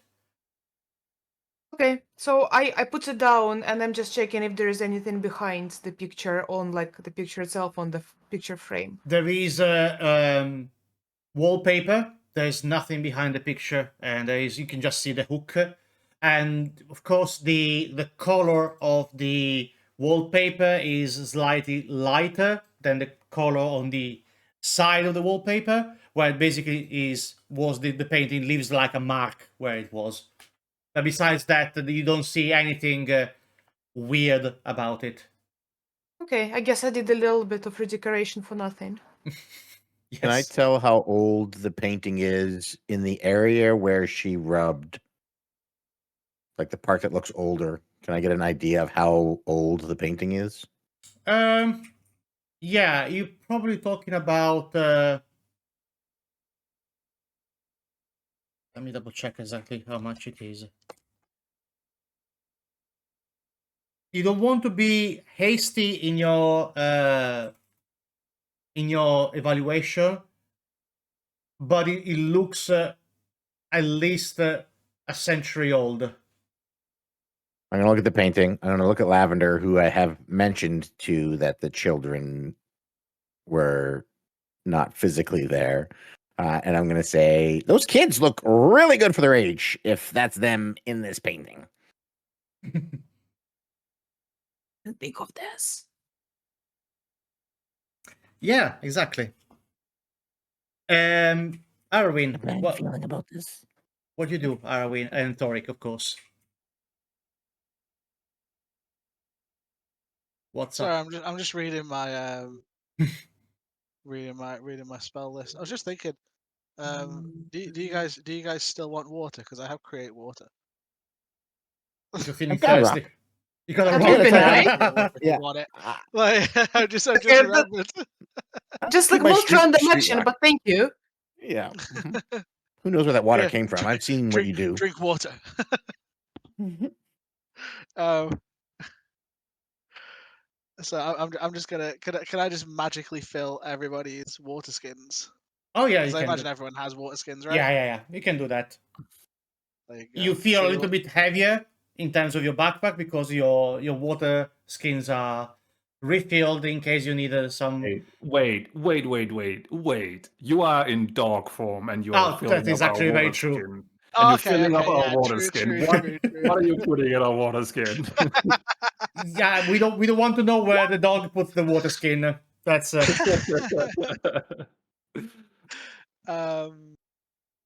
hang on. I just remembered I had it. That's all.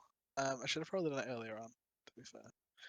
right. Before doing any more investigation, I'm gonna pop up the "I'll be right back" screen so we can have a quick break. In the meantime, you can refill your IRL drinks, and I will be back with a screen very shortly. So be right back. How long do we have?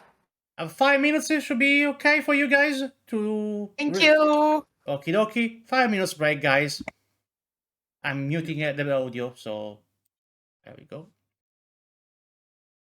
And we are back with a puff of smoke from Torik. like an old spell, and he Hey, appears, Steve, materializes in front of the smoking. camera.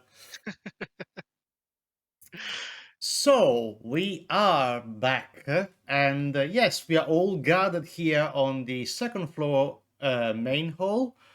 There's weird painting, weird intricate sculpted door with people fighting off bats. There is 4 armors with a helmet that resembles a wolf's head. There is a crumbling painting of the family. And there's another floor. There's 2 double doors on this floor. And I will ask now, what do you want to do? Arwin. I was following Mm-hmm. Doggo Thoric if he wanted to go upstairs. Okay. Remind me, why are we going upstairs? The kid is on the 3rd floor. The 3rd floor. Ah. I'm glad you read my Yes. mind because I can't actually say it myself. Definitely real. Totally not a ghost child is on the 3rd floor. Yeah. I'm gonna have a quick listen to see if I can hear anything from upstairs. Can I hear anything from upstairs? Absolutely nothing. I'm not even gonna make you roll for anything because you have a very acute hearing, and nope, there's nothing coming from upstairs. Right, I'm gonna. It's probably best if the dog goes first, right? Okay, so I'm gonna be swapping to the next floor. You're making me use all my maps in one night. That's fantastic. Wish I had a ball that we could throw for him. Yeah. Go fetch. Go fetch. And now... Thoric emits a low Well, growl. actually, I have prestidigitation. I can make one. Brilliant. Dog. This is what do you see. Let me find the number of this room, and I'm gonna be telling you what you actually see. Oh, great! Another suit of armor. Mm-hmm.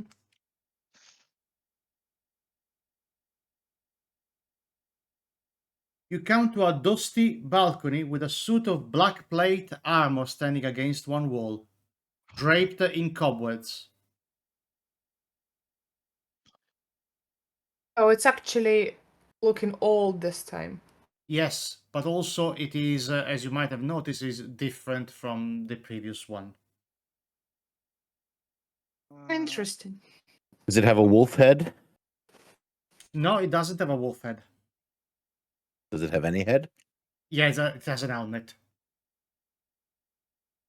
Really bad feeling about these suits. Is it holding any weapons? It holds a sword. Hmm. I'm gonna nudge the dog towards it.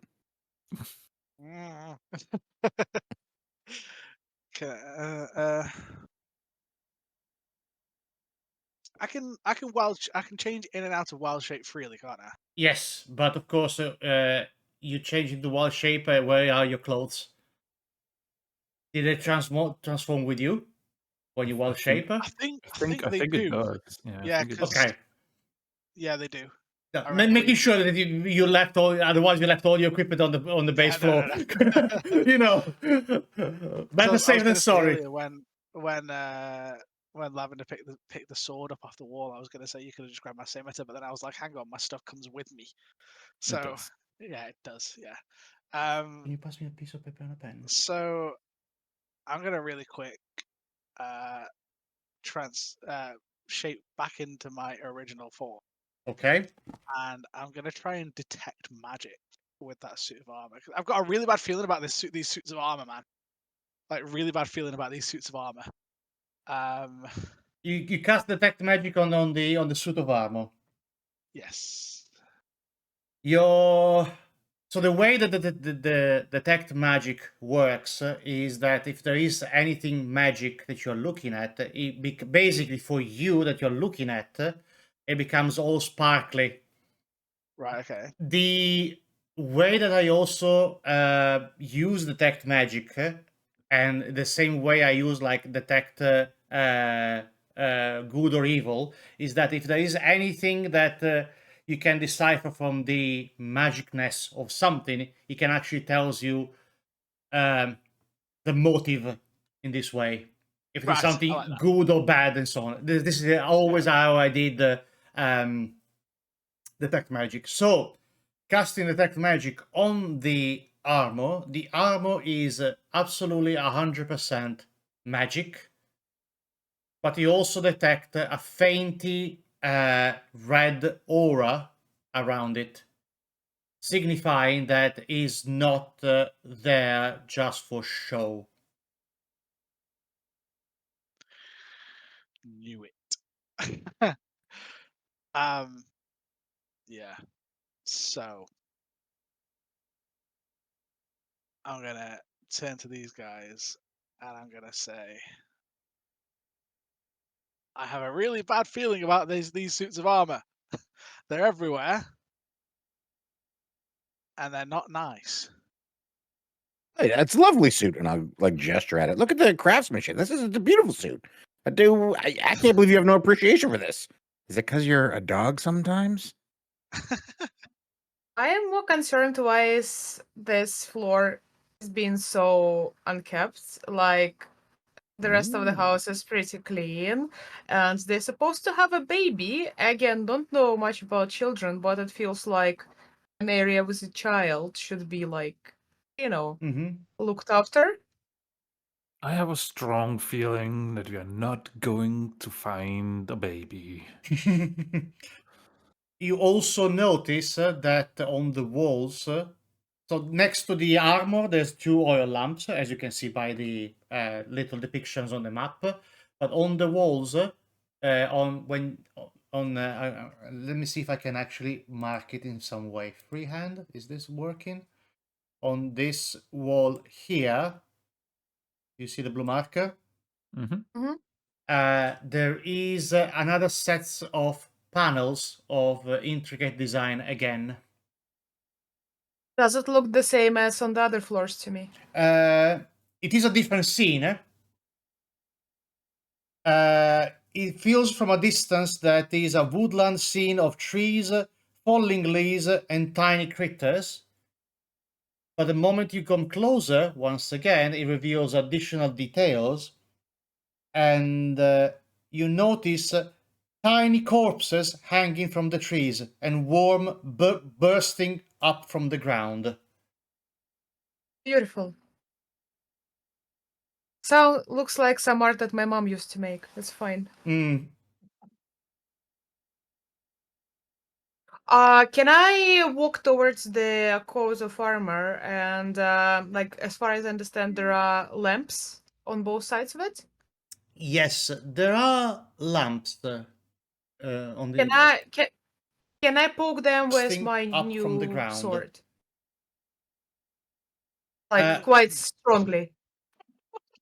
So the moment you approach the armor a little bit closer and you try to poke it with the sword, you see that the armor moves.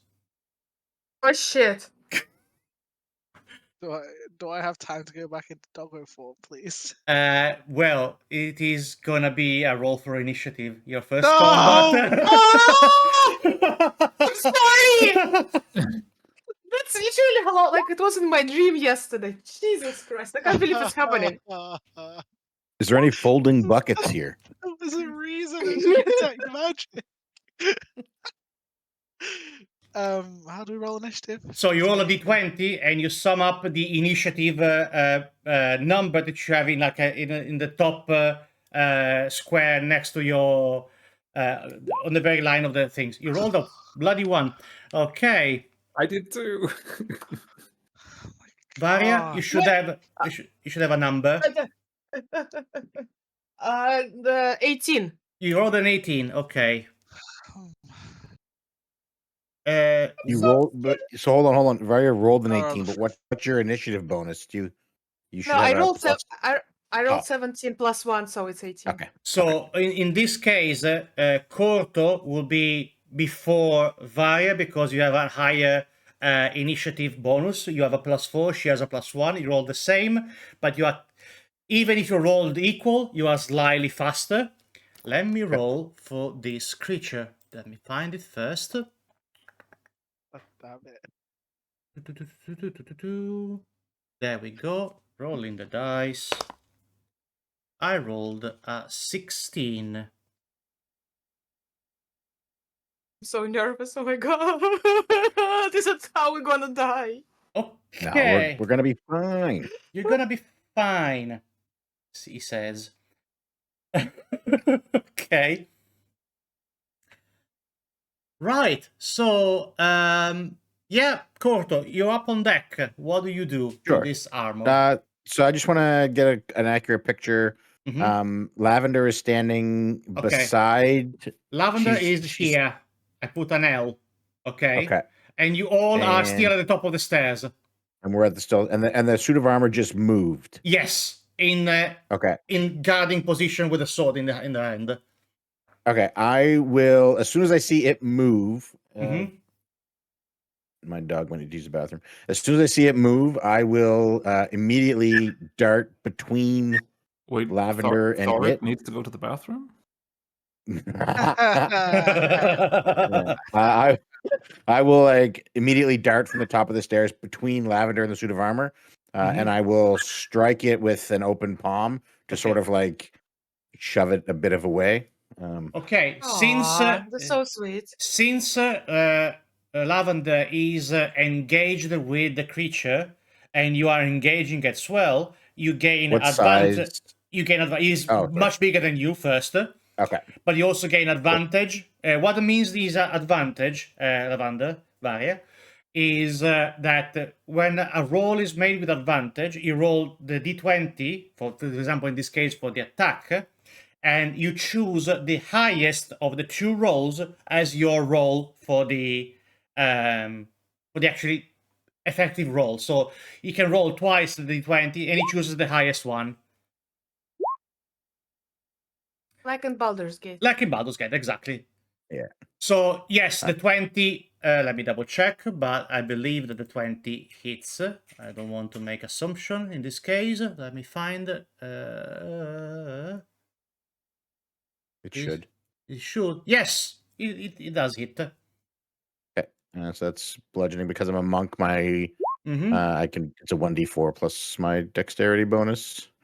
Okay, with a wild thud, you punch the armor.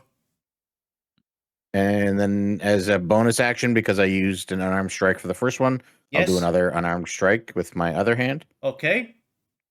Again, an advantage. See? The 23 hits. And that one's for for another 7. 7 points of damage. Okay. Varia, it's up to you now. I jump back and scream in horror. Does anybody need bardic inspiration? Okay. Right, so for your information, if you jump back now from this, action.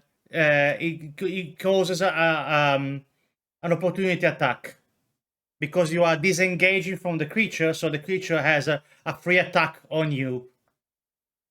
If you can't do it and it might miss, I'll do it. you'll do it. So let me find your armor class. What armor class do you have? I think it is 12, your armor 12? class. Yes. Unfortunately for you, it hits.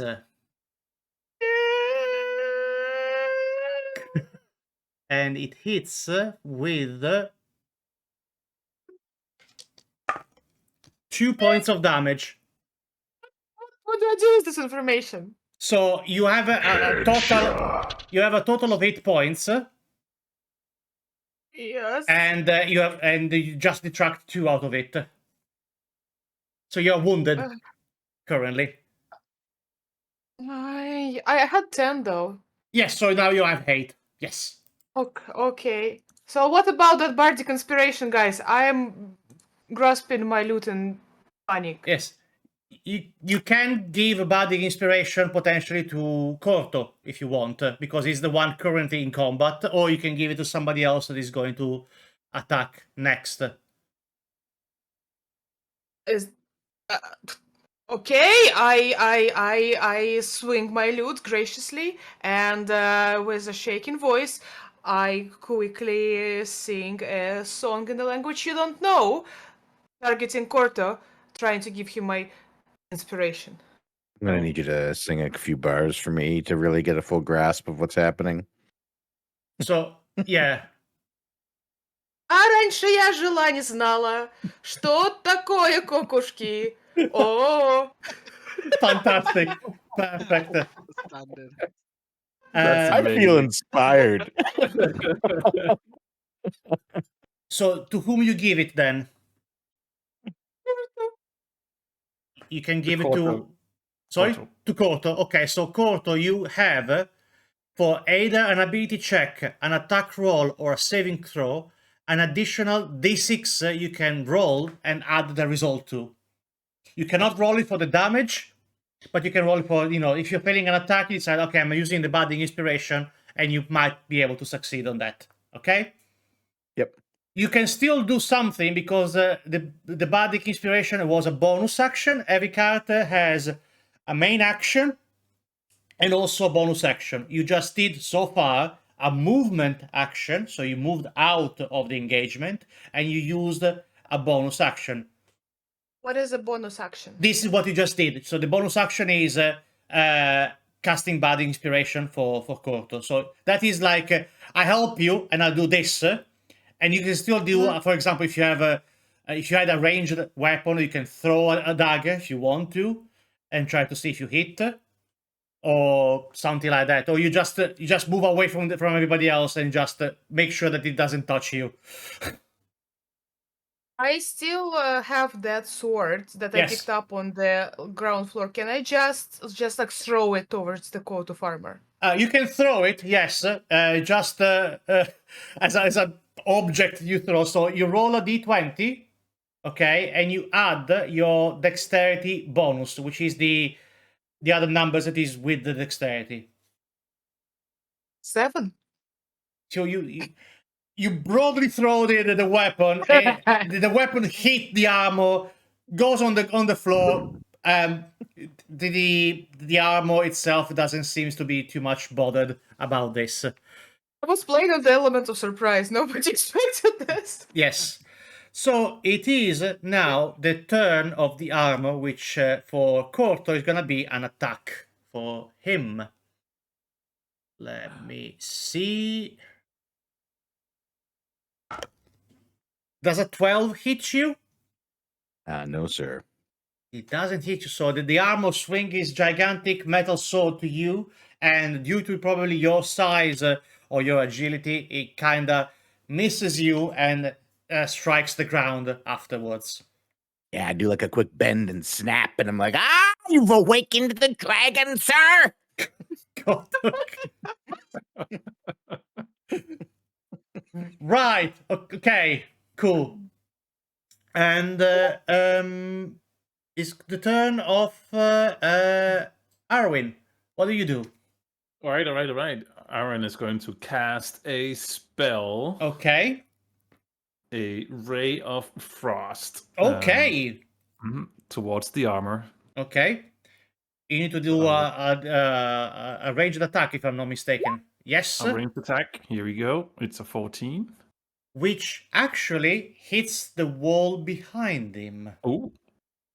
Like I miss or You it goes missed. through the armor? You Okay, I missed. Okay. You see a nice frosty patch on the wall behind, and nothing else has happened. You do any movement? So I'm standing right at the stairs, right? Yes. So Varia is the L. I'm gonna put a C here, which is Corto. There is an A here, which is U, and there is a T here, which is our Thoric. All right. As the courageous elf caster that I am, I'll probably move one step backwards down the stairs. Okay, dokie. I'm gonna move your A back. Oops. There we go. Wonderful. There we go. Okay. Thoric, what do? You are still in dog form? I was not. You were not. You were not. You were in your form. Yes. Yeah, but Mm-hmm. it's not necessarily a bad thing. Okay. Lavender, how much health are you on right now? She's on 8. 8 out of 10. I'm trying to gauge whether it's worth casting Cure Wounds. I'd say we're good for now. Yeah. But the thing is, like, if I don't do it now, I'm going to be in wild shape next turn to do Uh, it. So Before you do that, I actually read the chat, and Arwin, roll again, because you are in advantage, because Corto is engaging the boss, so you get an advantage on the attack. So roll again for a ranged attack to see if actually the Ray of Frost hits. Why do I get advantage on that? Because you are trying to shoot at somebody that is already engaged in close combat with another member of your team. So Corto is giving you the advantage on this. Okay. I mean, I always use this one as a rule because it's still engaging the boss. So basically, the boss is less attempted, less alerted on any other attacks. Okay, that hits. So roll the dice. Oof, that's a good one. Okay. You see now, instead of the wall behind, you see a patch of frost creating on the armor with a little bit of a dent where the bullet has hit him, or the ray has hit it. Okay. Just ignore the last roll. Yeah, that's fine. It's fine. Yeah. Okay, Thoric. So you were saying? yeah, I'm not going to cast Cure Wounds. What I'm going to do, Yeah. is I'm going to wild shape into a direwolf. Okay. And you're gonna bite him. No. I can use jump in wild shape, can't I? Yes. Jump's one of my basic spells. So I'm gonna jump at the suit of armor. Okay. And because my attacks, well, my bite has a chance to knock down, does it not? That's what I'm reading here. Yeah, I think so. Yes. But the decent damage has a knockdown effect with decent DC to resist. Yeah.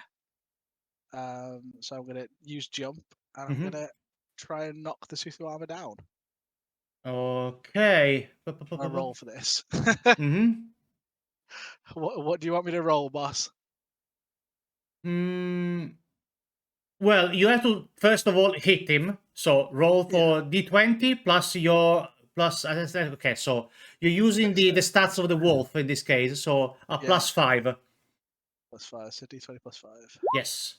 So That's a hit. 24. So let's first deal with the damage. The damage is a 2d6 plus 3. So 2d6 +3 So 6 points of damage. plus the 3 as well. Yes. So So 9. 8, 9. Yeah. Okay, and I'd have to do a strength check to see if you actually knock me over. So You do not. I stand still. So you attack me and you bounce back and the armor still stays. No problemo. Okay. Koto, it's up to you now. You are on your own now. You are not able to use advantage roll because there's nobody else next to.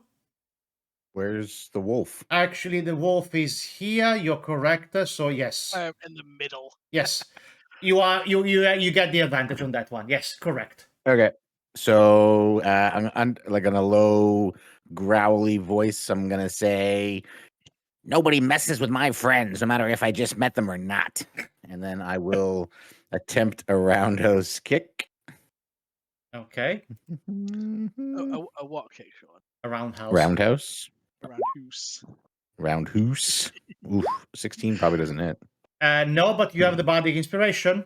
Oh yeah, I'm gonna use bardic inspiration on that. So roll 1d6. Did I just roll 6? Roll Roll 1d6. D6. 18 With hits. the bardic inspiration, you actually hit.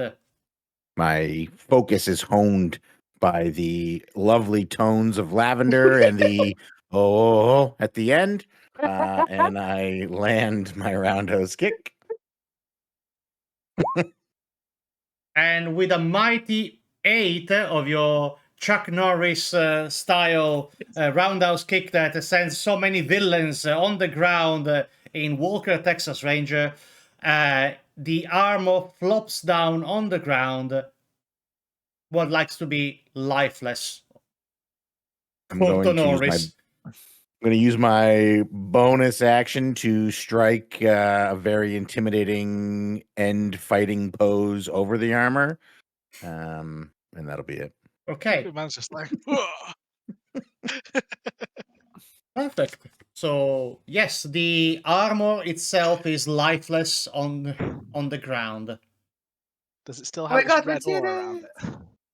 So what again? Or No, you does- don't. You don't perceive it. You still perceive a magic aura because the actual pieces of the armor were magically animated, So it has no but intent anymore. but it's just without the intent at the moment. Yeah. I face the group and ask, could it be a new parental technique? Like, is it a nanny or something? So what again? Sorry, Lavender. Could it be a parental technique? Like, is it a nanny that guards the baby? Did we just Yeah. hurt a family member? Yeah, exactly. Yeah, parental control. Exactly. I'd like to look at Arwen and say, magic and fearless. I see. Yes, you're definitely solidifying that you're not a drow. Fantastic. So, guys, Sorry, I don't have a good combat for that. You're not gonna give me a. I'll give you a, and but I will not this time at you. So, All right, now that we're out of combat, yes. I can use my spells freely, can I not? Yes, you can. So I'm gonna quickly shape shift out of Direwolf. Yes. Wild shape out of Direwolf, and I'm gonna cast Cure Wounds on Lavender. Okay. thank you. What does it do? It restores your hit points by the number it's going to be telling you. So basically, either 1 or 2. You can't go above your hit points, but yeah. Do I need to roll, or do you want me? No, let's say that basically, I believe that the minimum you can do is like 2. So she's Yeah. gonna be. You are full health again. Thank you. Okay. Yeah, take health. Exactly. You Are can we sure it's? go on. Are we sure it's dead? Do we want to look inside? Oh, it's dead. You can look inside if you want. Yeah, I just slowly approach the coat of armor and remove its head and Mhm. peer inside. Is Uh, there anything? is literally an empty armor inside. You just removed like it was on a stand, but in this case it was all connected and it was like walking about. But there's nothing inside. The helm is the armor itself is very well elaborated and very well done in terms of the craftsmanship of the armor. But besides that, it's just an empty shell of plate. You see, that's why I'm not rich. My intuition just doesn't do me any good. I think this was an animated armor, so I've seen things like this before. No, this is very real, sir. This is not drawn on paper at all.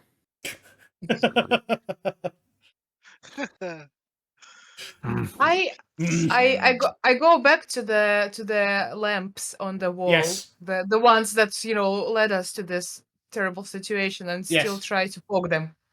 They are very real, and it feels like that they can be lit if you want. If you had any instruments to, there's some form of oil still left inside, so you might be able to probably just work it around and then maybe turn them on if you wanted to. Okay. You try to light them up. No. Okay, cool. So what do you do from here then? Where's the they're- baby? While they're deciding like where we're gonna go next, what we're gonna do, I'm just gonna like quietly move the pieces of the armor away from each other. Probably a good idea, actually. Yeah. Uh, just well, maybe pick the breastplate up and yeet it down the stairs, like. I'm gonna try and be discreet about it, but just like casually moving the pieces apart from each other. Yeah, making sure that it doesn't come up alive again. Yeah, whether or not I don't know if it can, but I don't want to take any chances. I'd rather fight a suit of armor without arms. Well, we came to this terrible house for like a stupid baby that we've never met before, and now I guess the only thing that is left is actually look for the baby. Where's the baby? Where's the baby? Where's the baby? And also, where's the kitchen? Why don't we just like open some doors? We've opened no doors yet. Why don't we just go and open some doors? I mean, These real because some dogs just walk up the stairs looking for a baby. That's right. I mean, Brilliant. whose fault is that? I followed you. You all Oh, wandered real. again. Who touched the armor? I didn't touch the armor. I touched Who- the lamp. Who touched things? Thanks for So the heal, though. so you Just have one door here, one door here, one door here, and a double door here. Let's go through the double door. It I sounds was gonna say fancy. double door sounds better. Double Oh, door Double doors. to me sounds like master bedroom. But if they have a baby, the baby should be sleeping, like how you have your With quotes parents. next. Oh, Yeah. suddenly we're baby experts and we know where the baby should be sleeping. Okay. That's what my mom told me. Must have been nice having a mother. Aww. Mm-hmm. Okay. So Family, it will just drag you down anyway. So if double you- doors, is that where if we you- headed? If you prefer, I could always like either rat or cat under the door and have a look around. Oh, now he's ready to rat under doors. Yeah, I mean, we're in the house now. So We might as well rat some doors. what I'm gonna be doing now is I'm gonna be revealing you this double door room, and then describe to you this double door room, and we are gonna end up as a suspense today for the first session of the week. It's just gonna be introduction. no. But next week, hopefully, we're gonna be playing a little bit longer. Let's hope. Let's see what happens.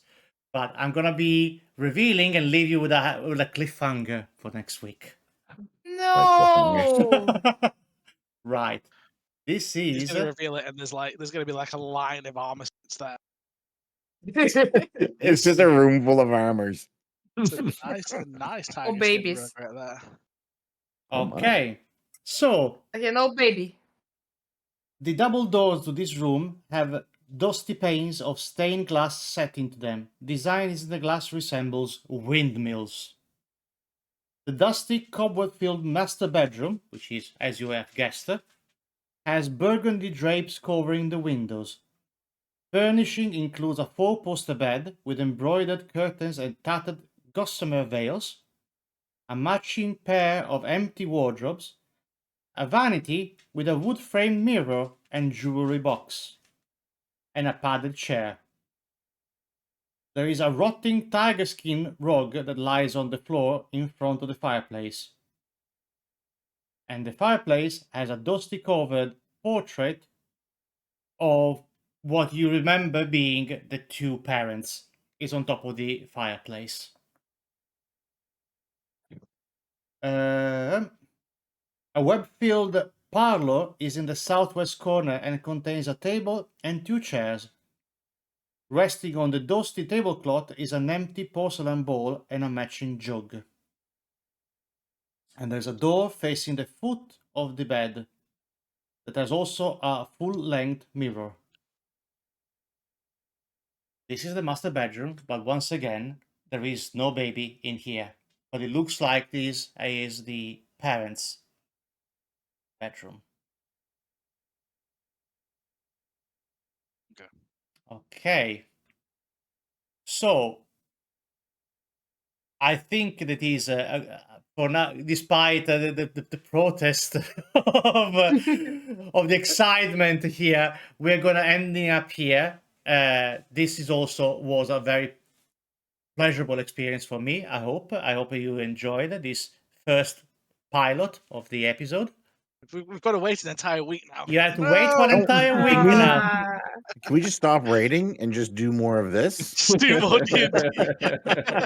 I mean, I have no problem on that. I have no problem on I that. approve. You There we approve. go. All right. We're back on Wednesday, folks. Clearly. But yeah, thank you so much for joining. I hope that I did a decent job on the descriptions and everything else to keep you entertained. I think I stumbled only a couple of times on my own words, and it was very good. It was You great. did amazing. Yeah, it was Okay. so good. Good. Let's all show a heart. Do a heart. Do a heart. Thank you, Do guys. it. Encore, Maestro, encore. You go. Okay, thank you, guys.